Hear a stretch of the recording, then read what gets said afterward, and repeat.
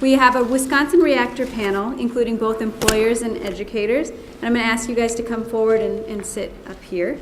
And I'll also remind everyone, if you need to leave, please do fill out your evaluation form. These are really important. And we have chocolate in the hallway. We just stay right here. For those. Karen? So, yeah, you can stay.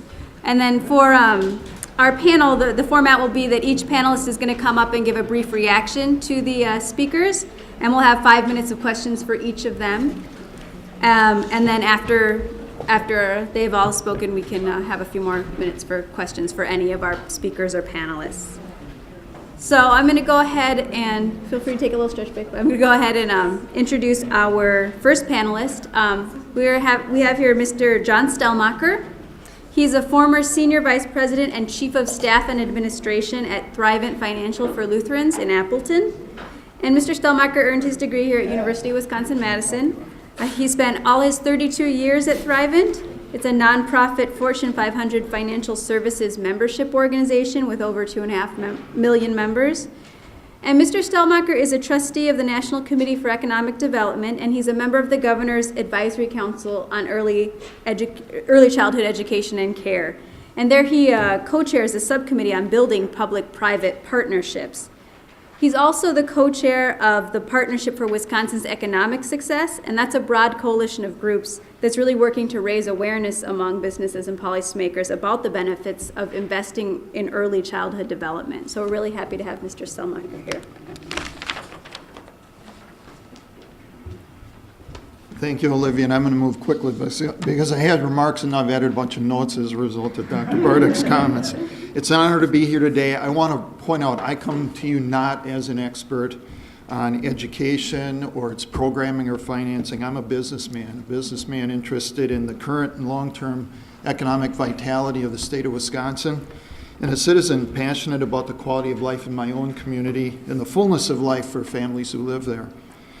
As Olivia mentioned, spent my career at AAL, who you may remember, Aid Association for Lutherans, which became Thrivent. We're the 5th largest mutual insurer in the nation. We also have investments, and we employ nearly 2,000 people in the Fox Valley. Like many large employers, Thrivent has family-friendly policies, flexible work schedules and job sharing, adoption assistance, a lactation program including a private room for mothers, and an on-site daycare.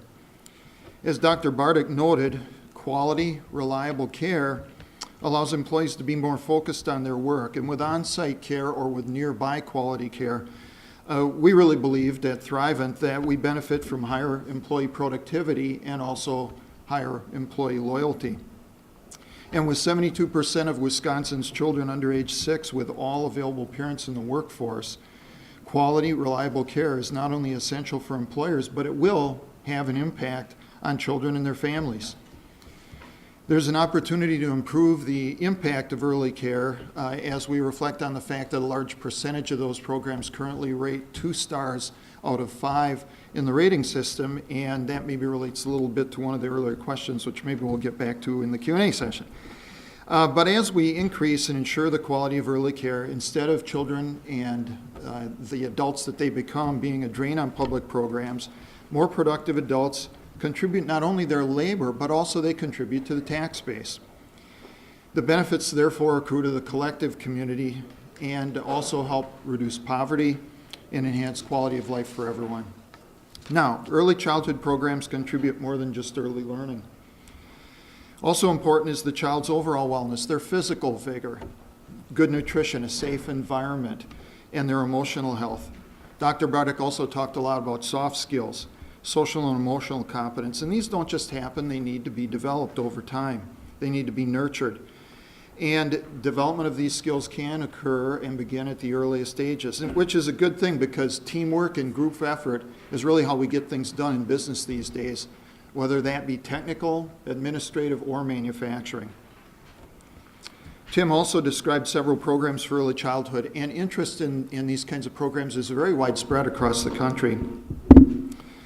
There are several national organizations that promote investments in early learning, including the U.S. Chamber of Commerce and National Association of Manufacturers, the United States Federal Reserve, Kiwanis International, even the police, corrections, and military have their own organizations advancing early childhood. Some state legislatures have formed early childhood caucuses, creating a forum for constructive dialogue and creative solutions. An example of that is right next door in Minnesota, where they have a bicameral, bipartisan early childhood caucus. I've often thought early childhood ought to be a nonpartisan rallying point. We all know young children. We've all had them in our lives. They probably were people that we cared for deeply, not only when they were little, but also as they grew. And I think helping children have that successful future requires that we continue to explore all possible options for quality care and early learning. One option many states have found very effective is to seek public-private collaboration at the state and local level. In these situations, sometimes it's a matter of the state matching private funds. In other cases, it's private contributors, businesses, and foundations that match public funds. There are many variations in the programs. Some have been initiated by government, others by private contributors. There's one that was even driven by the public. For example, in Michigan, the state created an early childhood development corporation. In Virginia, the governor created a foundation which has managed to produce some really great leverage. It has generated $4 of private, local, and federal funding for every dollar of state expenditure. Then there's Connecticut, where a single private philanthropist put up $800,000 and challenged the state to match it, which it did to the tune of $1.25 million. And then there's Arizona, pretty unique. After the state government chose not to take action, a private effort by 2 business leaders led to a public ballot initiative, which was passed to fund quality early learning and health programming. Well, here in Wisconsin, the Governor's Early Childhood Advisory Council recently sponsored a first round of public-private partnership competitive grants. 23 proposals were submitted. 16 of these won grants ranging from $8,000 to $25,000. A total of $272,000 was awarded. And by the way, about half of those 16 programs involved family and parent interventions. And also, these grants all involved entirely local autonomy. There were some overall guidelines on what we were looking for, but the program was designed and is being implemented in those local communities. The required minimum local private match was 50%, and so we, in effect, leveraged public dollars by engaging private foundations and employers getting involved. With modest funds from the Race to the Top grant, we might be able to do another round of grants, but with additional funds from the state, there's probably potential to draw out a whole lot more private funding. Now, we're the site of America's first kindergarten in Wisconsin, so we do understand the importance of that good start. And we also know, and I really think about this a lot as an employer, that those early years provide the raw material for K-12 and post-secondary education. And it's those finished products of education that enter our workforce. They'll ultimately run our businesses, run our government, and pay many of the bills of our generation. They're the future adults that will either enhance or decay our society. So I think investing in early childhood is not just a matter of good sense, it's a matter of good conscience. And it's not only about community and economic vitality today and tomorrow, but it also is about the quality of those individual little lives today. Like it or not, whether we invest or not, these children will be our legacy, and they're also going to play a big role in our own futures. And so as leaders, questions we need to ask ourselves are, or the question we need to ask ourselves is, what legacy will we leave? Thank you. Mr. Eric Radomski. He's worked with the Milwaukee Public Schools for 12 years. He was recently promoted to the Career and Technical Education Coordinator. And as I introduced him, you can pull out a handout he prepared if you want to follow along. It's Bayview and Washington Career Academy at the top. It's white with colored bar charts. Mr. Radomski has a Master of Education in Administration and Supervision, a Master of Science in Business Education, and he's licensed as a Career and Technical Education Coordinator. His work is to sustain and strengthen business community partnerships and work-based learning opportunities. So he's had experience with youth apprenticeships, with Jobs for America's Graduates, and industry-approved certification. He works very closely with the three career academies in the Bayview and Washington high schools in Milwaukee that follow the National Academy model that Dr. Kempel described. And prior to working for the Milwaukee Public Schools, he was a financial consultant for Merrill Lynch. So thank you for coming today. All right.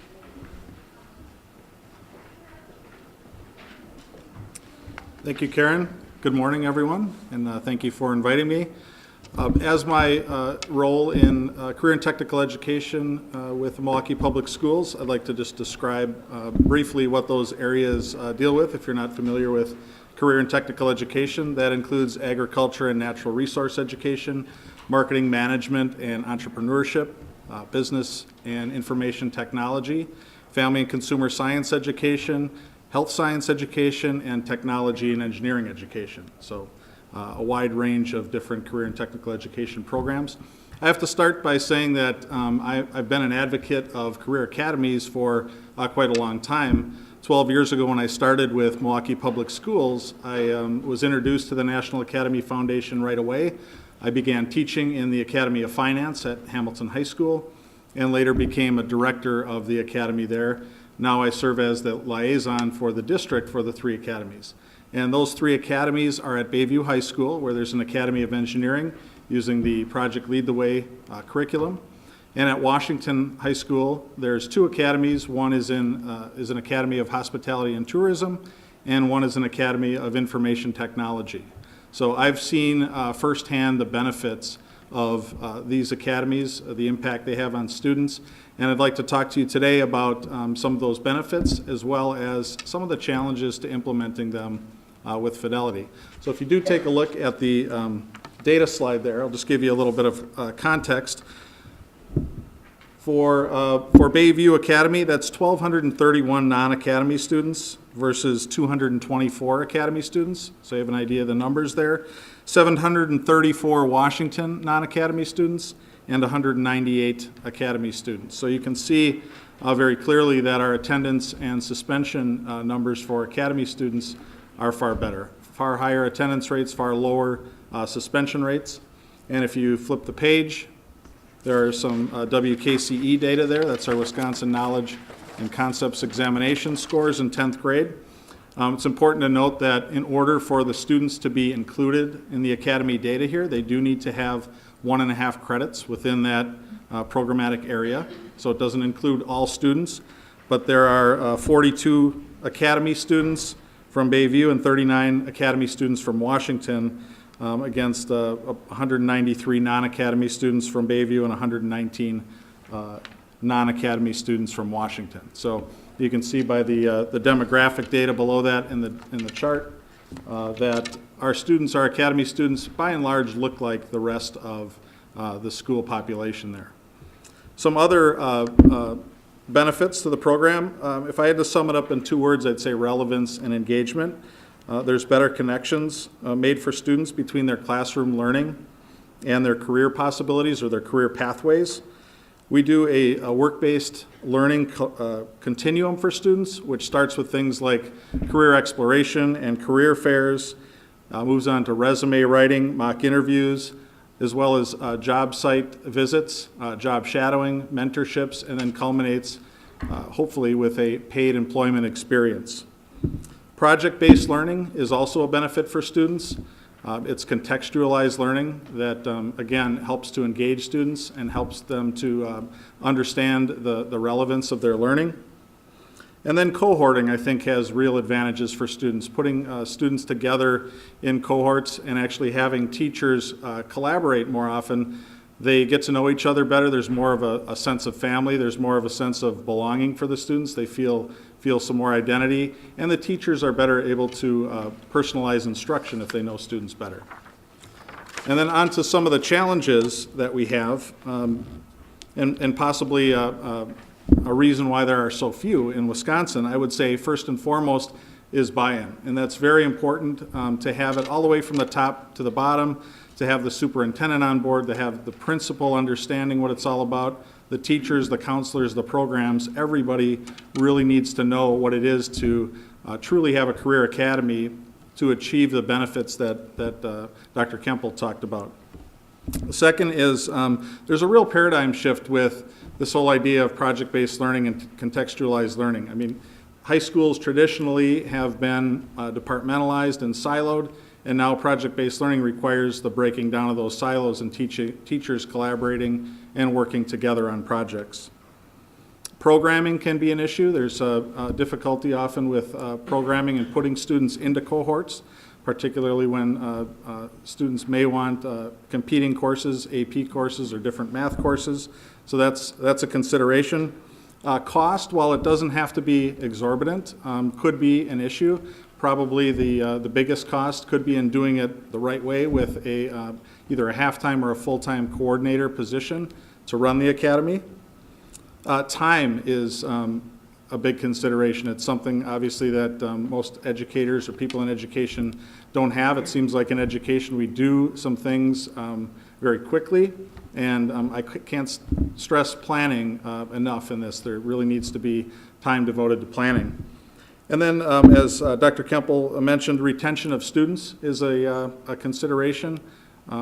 It's not untypical for an academy to start off with 3 sections as a freshman class and be down to 1 section as seniors. So they're high school students and they make, they change their mind. So that's one consideration. And then lastly, paid internships, particularly in times of, difficult economic times. Paid internships certainly have been a challenge, and but it is one of the important parts of a career academy. Be happy to entertain questions. Our final panelist is Miss Dorothy Valentine, who's going to bring us an employer's perspective on working with career academies. Miss Valentine was a human resources generalist, now retired from the Harley-Davidson Motor Company. She holds a bachelor's degree in professional communications and a master's degree in instructional design from Alverno College in Milwaukee. And she has worked on a range of school-to-work initiatives in the Milwaukee area. She headed up the Harley-Davidson High School Co-op program, which helps the company make sure they had qualified candidates to work in their entry-level positions. And she has served on the advisory board for the Information Technology Career Academy at Washington High School for 6 years now. As part of the board, she chairs a subgroup for business partnerships, and she works to recruit local corporate leaders who can provide entry-level IT and engineering positions for Washington High School students. And she also works on a leadership training curriculum for students to enhance their soft skills. So that includes a lot of skills we've been hearing about all day, interviewing, communication skills, learning to interact professionally with the businesses, and that really helps prepare the students for internships and other future endeavors. And Ms. Valentine was named an unsung hero by the Wisconsin Foundation for Independent Colleges for her success in providing these soft skills trainings for youth. So, Ms. down.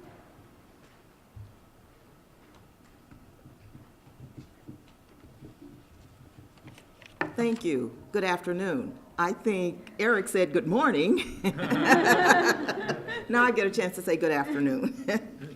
Well, this is a subject that's very near and dear to my heart. I'm very passionate about students, period. High school students, grade school students, and I do agree with the speakers who came before me to talk about how important it is even for the grade school students to start this stuff. What we learned at Harley-Davidson is that we were starting too late when we went for the sophomores and the 10th graders, the juniors and the seniors, because for some reason they were missing these skills. So we thought because of that, we needed to go back to the grade school level. And so I do dearly agree with that, because what we did is we offered 2 $20,000 scholarships to Milwaukee public school students. And one of the things that we learned as we had these guidelines set is that they were set too high. We were not familiar with the school system, with academia, and so we thought that this would work, but it didn't work. So we had to change our guidelines, and we had to talk to teachers, and we had to talk with the administration so that we can work something out, so some of the students would be able to get these scholarships to go on to college. And I do agree, not everyone is college bound. And we should recognize that and not have students feel less than because they aren't. Because there are other programs that they can certainly work in. There are other career goals that they can have as well. So one of my roles at Harley-Davidson was to train the students in the soft skills areas. Because what we found is not only did they not have the academics, the soft skills were also missing. And so what we did, because training is my background, is we started training them on communications, interpersonal skills, and interviewing skills, and we trained them as well on some of the Harley-Davidson values and ethics and visions and the mission of the company, and what a company looks like, how sitting in the classroom is going to translate one day to your working. You know how you can be isolated in a classroom and you can think, is this ever going to end? What does this mean? And you know, I remember that as well as a high school student myself. What is this leading to? I really wish that someone had a program like this at Harley-Davidson for me so that I can understand, okay, this is reality. I don't have time to mess around. This is leading someplace. And that's what Harley-Davidson did. It opened up a door for the students to come into the workplace and see how the workplace operates. What's in it for Harley-Davidson? Number one, they're looking for future employees. And I don't think that's a bad thing, because they know employees like me would retire one day. So they got to get prepared. So that's what they started doing, bringing the students in so they can see how business operates. They can learn to interact with adults, because some of the students were so shy. They had the grade point average, but they were so shy. So when they came in to interview, what I did is I said to them, you know what, I know you can do this job. I have no doubt in my mind that you can. You're just shy. What I need you to do, and I coached them right there, this is how I want you to operate when we get in to talk with the supervisors. This is what I want you to do. And do you know they did really well? Students need someone to pull them aside and say, you've got it. You can do it, and I know you can, and I believe in you. So that's why I'm so passionate about this, is because Harley-Davidson was willing to open up their doors to let the students in and learn how business operates so they can go back to school and say, that's why I'm sitting here every day.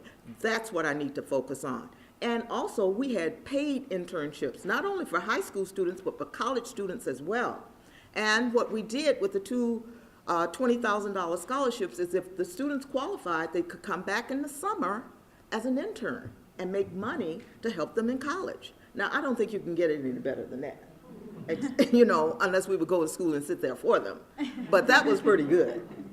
And so all of those things helped the students to be successful. We had students who did qualify for the scholarship. They went on to college, and we kept in touch with them to find out how things were going.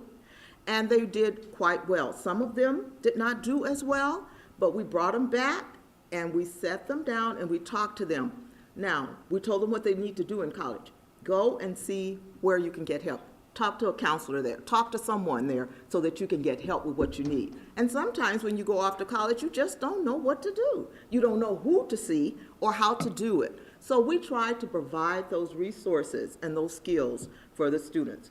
But there is a real need for soft skill learning for students. In fact, as part of the advisory board, that's something that I'm working on now with some of the other advisory board members, is putting together an actual program. It's going to be a 6-month program.